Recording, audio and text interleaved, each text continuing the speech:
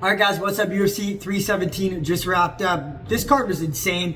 There's a lot of things to talk about. First of all, right off the bat, because I know we have a huge Joshua Van fan base here, which is actually crazy.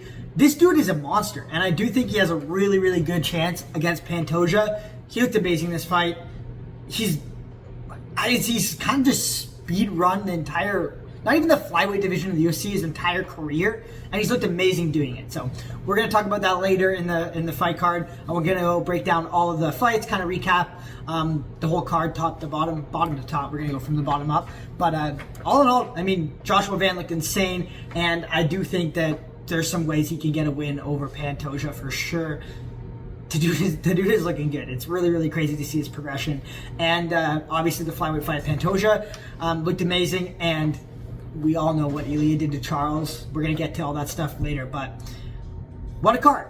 It was a really good card. I was very impressed. So I was actually watching a boxing event next door for the first half of the card, so I had to go back and watch it on some streaming services that the internet provides this morning. So some of the fights are a little fresher than others. Right off the bat, we got Jonathan Denise versus Alvin Hines. Jonathan Denise was the better striker in this. We kind of all knew that. I did really bad for picks on this card, so just right off the bat, I'm going to say that. I did have Jonathan Denise winning this fight, but I was a little bit worried at some points.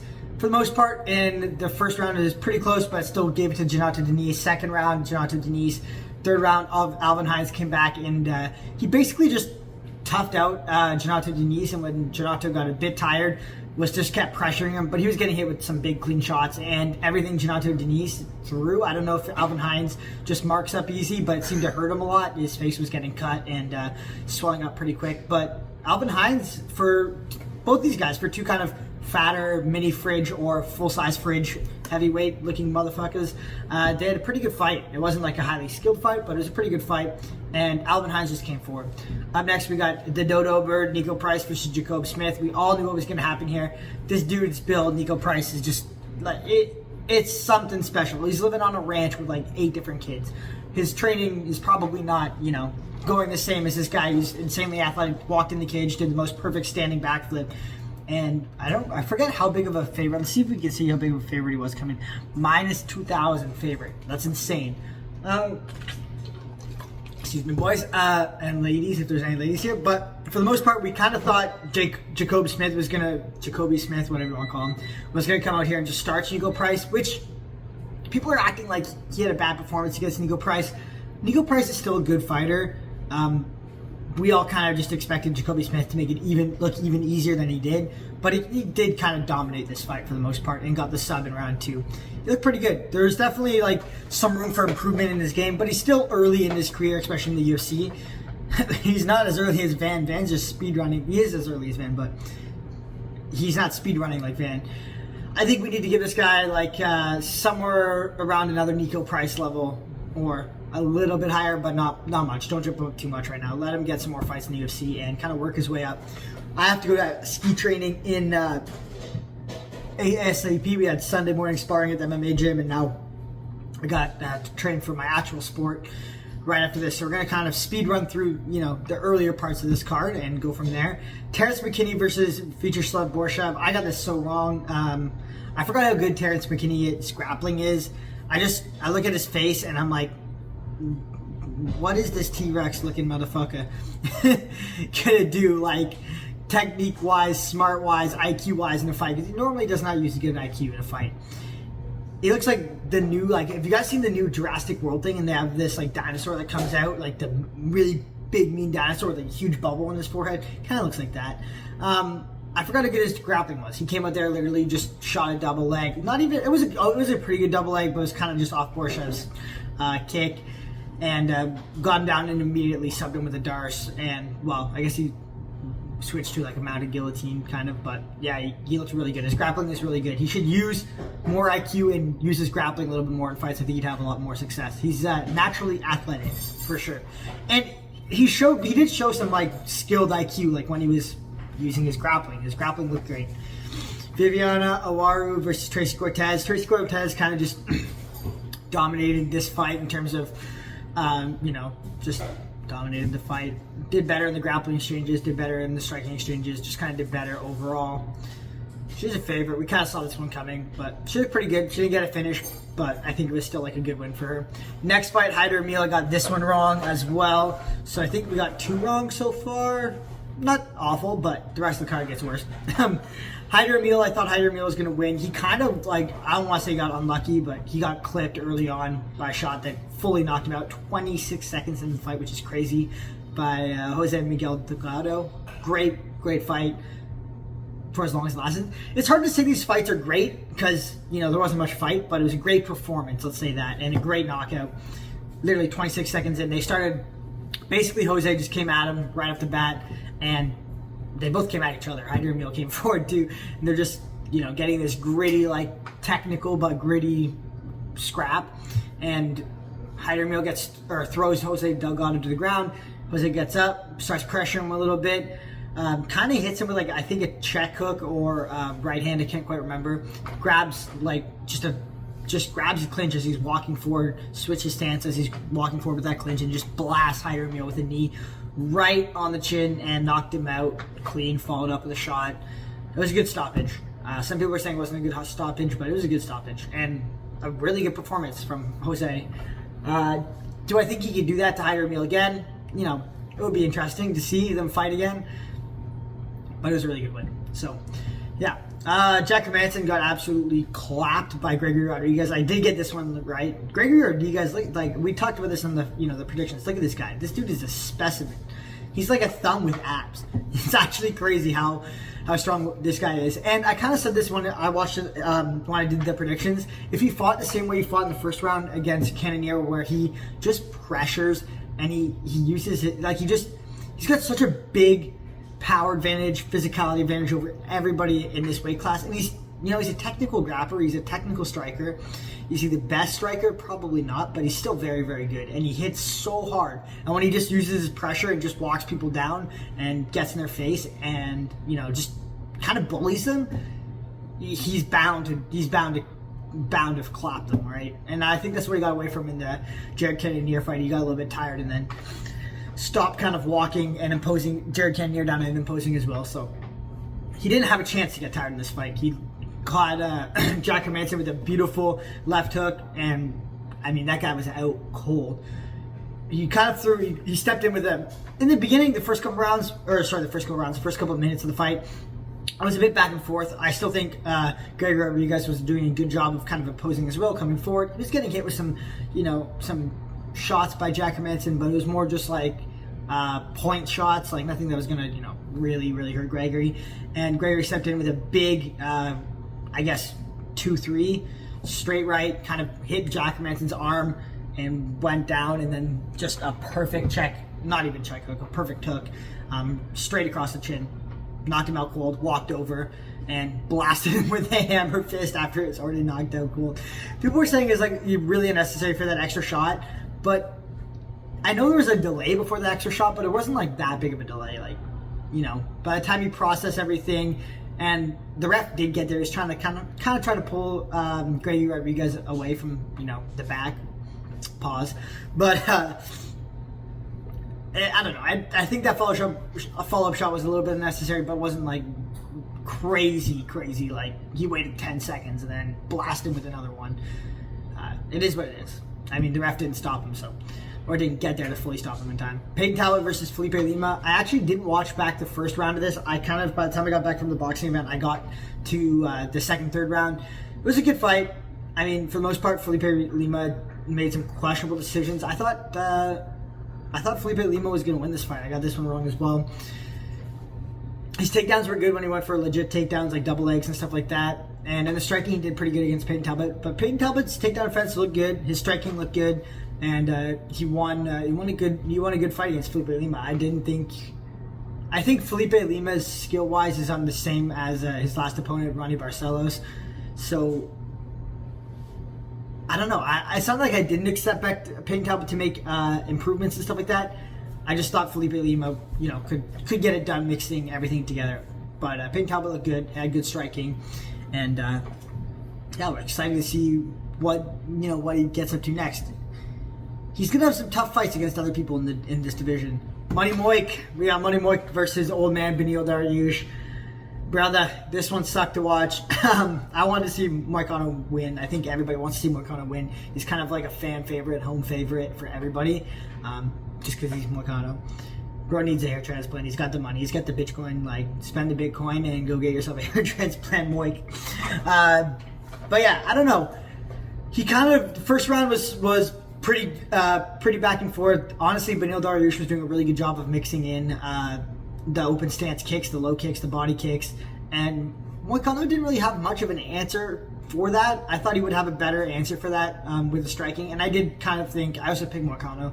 I thought Moicano was going to be a bit better than Beneil in the striking, and for the most part he wasn't. I think Beneil almost had the, Beneil did kind of have the upper hand in this striking, even though Moicano at the end of round 1 dropped him.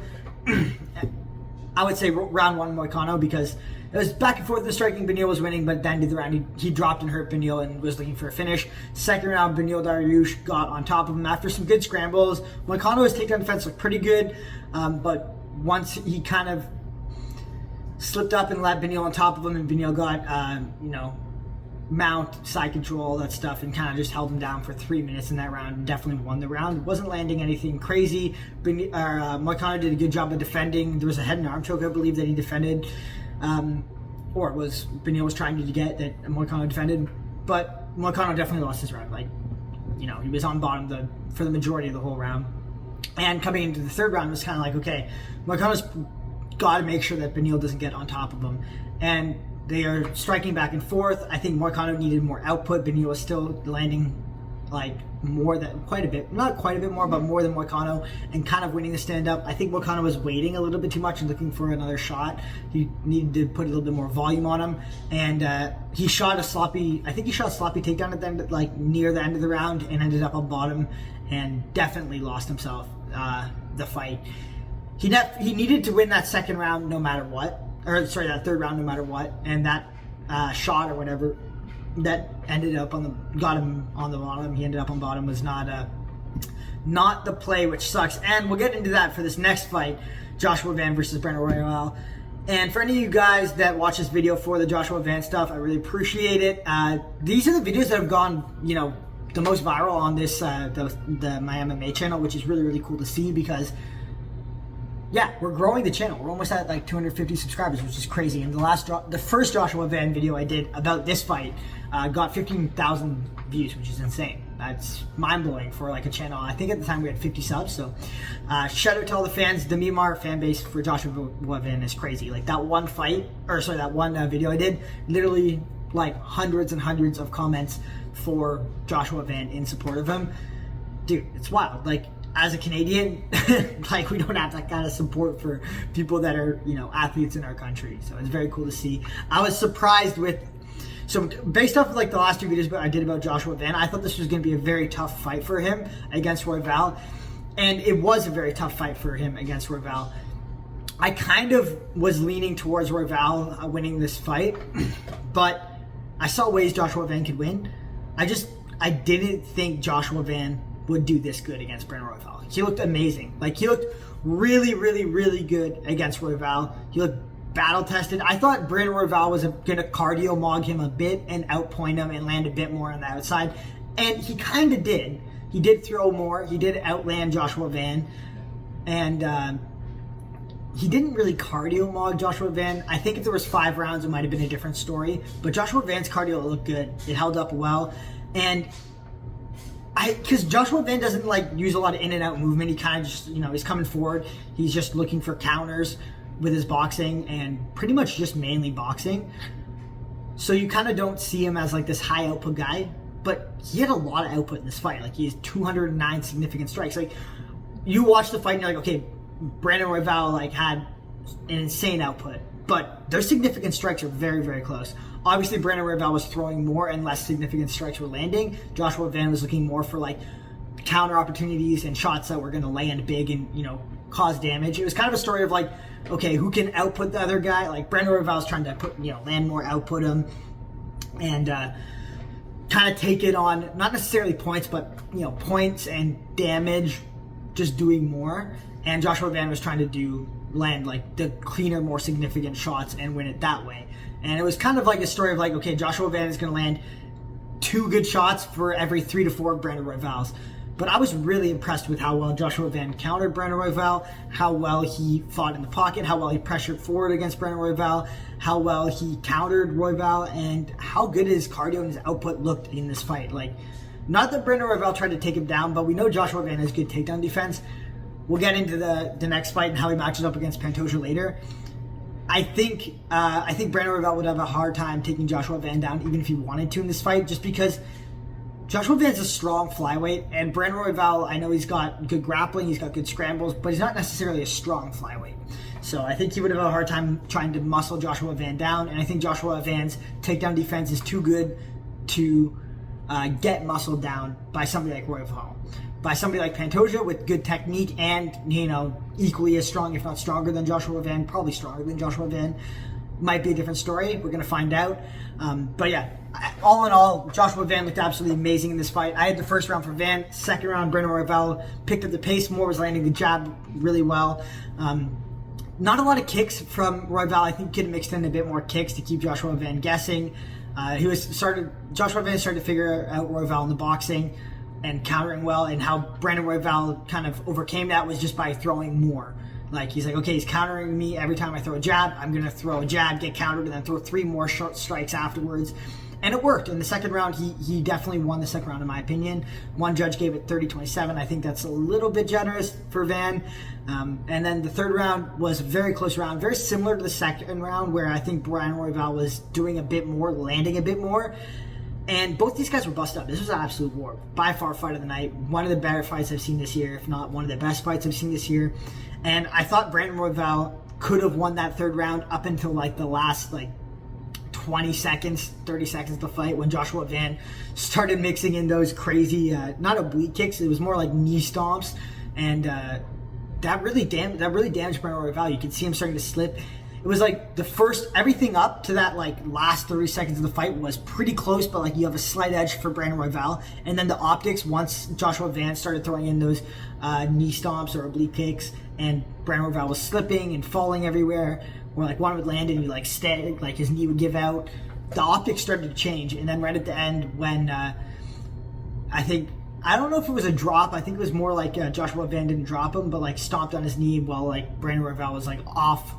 Kind of off balance, and then punched him at the same time, and Brandon Royval fell down, and Joshua Van ended up on top for the last 10 seconds of the fight.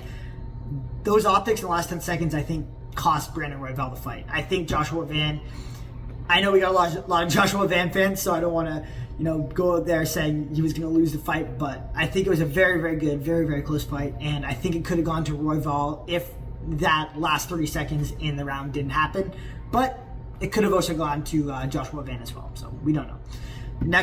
Up next, we got Pantoja. Pantoja, dude, those glasses he wears are hideous, but you can't hate the guy because he's just a unit. You can see the confidence these really, really high-level champions have, like Merab and Ilia and Alexander Pantoja. They walk out there with this I know what I'm capable of, I know what I can do, and I'm gonna go do it. Kind of the veteran, just veteran grinder, I'm just improving constantly, and I have the track record to be confident. He has that mindset, and he looked amazing. Pantoja is a strong, I won't even want to say scary flyweight. He is kind of a scary flyweight. His striking looked good in this fight. He's just a monster, man. He's just a gritty, well-rounded everywhere, not super good in the striking. His grappling is really good, but well-rounded everywhere, really good in the grappling. But he doesn't fear anybody. He's coming there and he's gonna impose his game plan no matter what you think, no matter what you want.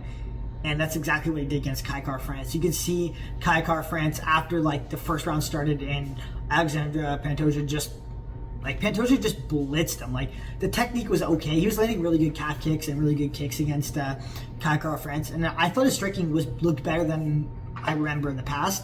And his striking looked good against Kai Kara-France. He wasn't losing the striking exchanges by any means, and that's where we all thought Kai had a chance. But he literally just ran forward at Kai Kara-France, throwing a kind of sloppy, kind of okay combination just ran him down, grabbed him, and then dragged him to the ground and literally held him there the entire first round. Like, once he got the body lock, you know, it was kind of over. He's just so good in the grappling, just held Kai Kara-France down. Second round, a little bit more stand-up. Again, Pantoja was looking good in the stand-up. He did very, very well against Kai in the stand-up. Didn't really get hit with any big shots. Landed some good shots of his own. I thought he was winning the stand-up too, honestly. Like, it was close. But I think he was winning the stand-up. And you can see after the first round, Kai Kara-France was kind of a little bit like, you could tell, like, fighting scared, fighting nervous. Like, I can't let this guy take me down and dominate me for a whole round like that, which is fair. Like, when you get a guy on top of you mount or like takes your back and you can't do anything about it for a whole round, that just crushes your confidence. And you can kind of see that coming in the second round. He was definitely fighting a bit more scared. He did have a couple good exchanges in the striking in the second round, but again, Pantoja got him down and kind of held him there for a good part of the round. And then in the third round, Pantoja, same thing, got him down and submitted him with rear naked choke. Dude, that rear naked choke was one hand for the most of it, and Kai Kara-France still was, you know, he was getting choked out with one hand. He was fighting the hands well, and he did everything he could to fight out of that rear naked choke, but Pantoja didn't give it up and locked it in. All right, last fight. Oh yeah, let's go to how I think Pantoja versus Joshua Van is going to go. Just quickly for all the Joshua Van fans, I think Joshua Van can win this fight. I really do. I think he's going to have a big advantage in the striking against Pantoja, especially the way he strikes against Pantoja. He's going to be way cleaner in the boxing. He's going to land a lot bigger, better shots. One thing Brandon Royval has against Pantoja was output, but doesn't have anything that's going to hurt Pantoja. I think Joshua Van has stuff that can hurt Pantoja. I am worried about Joshua Van's takedown defense. I think Joshua Van's takedown defense is good, and I think it can hold up against Pantoja. However, if Pantoja gets Joshua Van down, I think it's going to be over. I think Pantoja is going to sub Joshua Van. Not necessarily because Joshua Van doesn't have the submission defense and stuff like that. It's more just because the time in the sport. Like, he's only been training for 5 years, which is actually insane. But your grappling is not going to be good enough to defend against somebody like Pantoja within 5 years. Like, if he has your back, in 5 years, he's not going to have enough knowledge, enough experience to, you know, defend against that. It's like a purple belt going against like a really high level black belt, like a really, really high level black belt in the grappling. So I think he's gonna have a really hard time if he can't stop a takedown or if he ends up on the ground against Pantoja. But if he can keep it standing up, I think he's got a really good chance. So. Okay, Ilia Topuria, dude, we gotta talk about this. I don't know if I'm gonna make a separate video about this, but I want to do a quick little rundown here before I go. This guy, I think, is bigger than Connor McGregor. I think he isn't yet, but he is. Like, I think what he's accomplished is in the sport is bigger than Connor McGregor. I think his hype is equal to Connor McGregor, and I think as time goes on, we will see him above somebody like Connor McGregor in the sport in terms of legacy and just superstardom.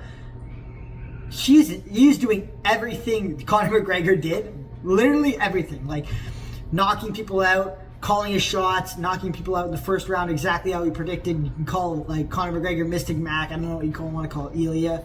Like, I don't know. I'll think of something that rhymes, but he's literally doing everything Conor McGregor did, but better. Like, I mean, okay, the Jose Aldo knockout was you know, insane, but Ilia Topuria, I think his wins, his level of competition, he's won and knocked out, and the fashion he's done it is better than McGregor for sure. Volk, Max, Charles, back to back, up a weight class, like flatlined, not TKO'd, flatlined. Dude, I picked Ilia, but I thought Charles might have a chance in this fight. I do like Charles' game plan of pressuring Ilia. Ilia was saying how it's going to play into his hands, it's going to lead to a first round knockout. That dude is so right. He was literally celebrating the night before, which is insane.